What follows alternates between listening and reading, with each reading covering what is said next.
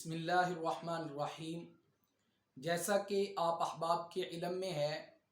کل یعنی کہ 8 اپریل 2024 ایک ایسا دن ہے جس دن سورج کو گرہن لگنے والا ہے۔ اس موقع پر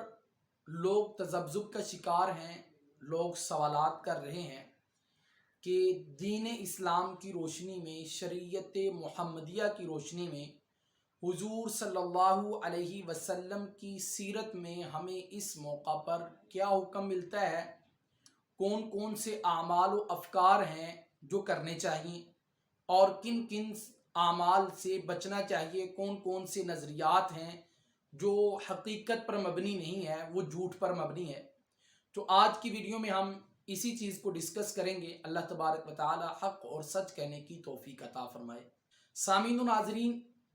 میرے محبوب پیغمبر صلی اللہ علیہ وسلم کے دور میں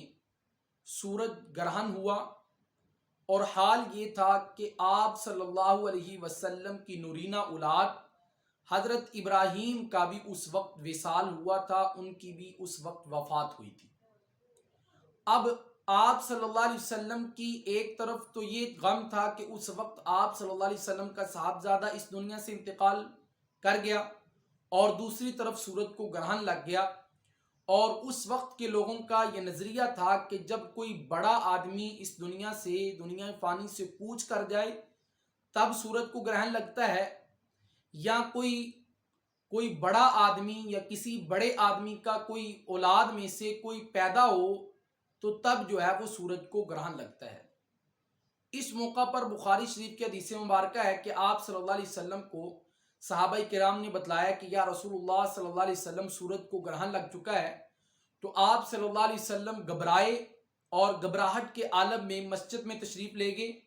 اور وہاں پر جا کر نماز شروع کی، اور فرمایا کہ طویل قیام کیا، پھر لمبا اور طویل رکوع کیا، پھر اسی طرح لمبے سجدے کیے، اور اس طرح آپ صلی اللہ علیہ وسلم نے نماز مکمل کی، پھر دعا مانگی، اور پھر لوگوں کو کہا کہ اے لوگوں، سورج گرہن اس وجہ سے نہیں ہوتا کہ کوئی بڑا آدمی اس دنیا سے فوت ہوا ہے یا کوئی بڑا آدمی پیدا ہوا ہے، بلکہ سورج کا گرہن ہونا یا چاند کا گرہن ہونا یہ اللہ رب العزت کی نشانیوں میں سے ایک نشانی ہے، اور اللہ تبارک و تعالی اپنے بندوں کو متوجہ کرنا چاہتے ہیں،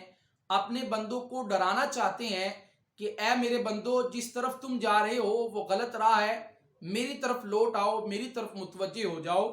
اور میرے محبوب پیغمبر صلی اللہ علیہ وسلم نے فرمایا کہ جب سورج کو گرہن لگ جائے اس وقت نفل پڑھا کرو، نماز پڑھا کرو، اور ذکر و اذکار کیا کرو، اور کثرت کے ساتھ استغفار کیا کرو۔ سورج گرہن کے وقت نماز ثابت ہے جس کو صلاۃ الکسوف کہتے ہیں، اور اس کا بہتر اور ثابت شدہ طریقہ یہی ہے کہ اس کی جماعت کروائی جائے۔ مسجد کا جو امام ہے وہ مسجد میں 2 رکعت نماز پڑھوائے اور وہ جماعت کے ساتھ پڑھوائے، اور صلاۃ الکسوف کے لیے نہ ہی اذان ہے اور نہ ہی اقامت ہے۔ ہاں، لوگوں کو اکٹھا کرنے کے لیے اعلان کیا جا سکتا ہے کہ بھئی اتنے بجے جو ہے وہ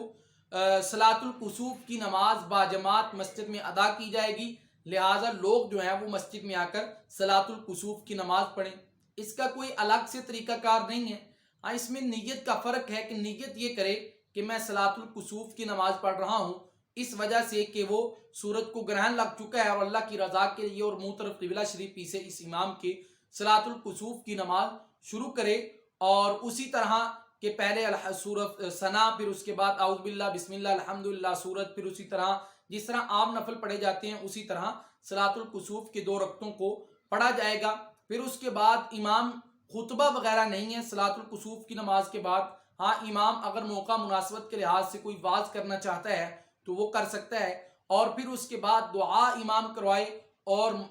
باقی لوگ جو ہیں وہ اس دعا پر آمین آمین کہتے جائیں، اور اس وقت تک دعا کرواتا جائے امام جب تک کہ سورج کا گرہن ختم نہ ہو جائے، اور اس طرح سے صلاۃ الکسوف کی نماز پڑھی جا سکتی ہے اور پڑھنی چاہیے۔ آپ صلی اللہ علیہ وسلم کے عمل سے ثابت ہے، احادیث مبارکہ سے ثابت ہے، اور اس کے علاوہ پریشان ہونے کی بات نہیں ہے کہ جو ہے وہ سورج کو گرہن لگ چکا ہے، پتہ نہیں کیا معاملہ ہو گیا، دنیا میں کہاں پر کون سا حادثہ ہو گیا ہے، دنیا میں کیا معاملہ ہو گیا، گڑبڑی ہو گئی ہے۔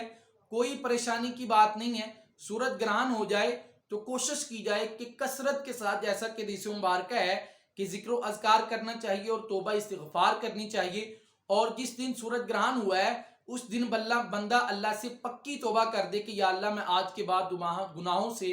توبہ استغفار کرتا ہوں، میں گناہ نہیں کروں گا. ایسا نہ ہو اس وقت سورج کو گرہن لگا ہوا ہے، آپ ڈراموں فلموں میں مصروف ہیں، آپ گانا سننے میں، گانا گانے میں مصروف ہیں. ایسا نہیں ہونا چاہیے، بلکہ اس وقت آپ جو ہے وہ اللہ کے ساتھ اپنا تعلق جو ہے وہ مضبوط رکھیں. اللہ تبارک و تعالی ہم سب کو دین کو سمجھنے کی، پھر اس پر عمل کرنے کی توفیق عطا فرمائے.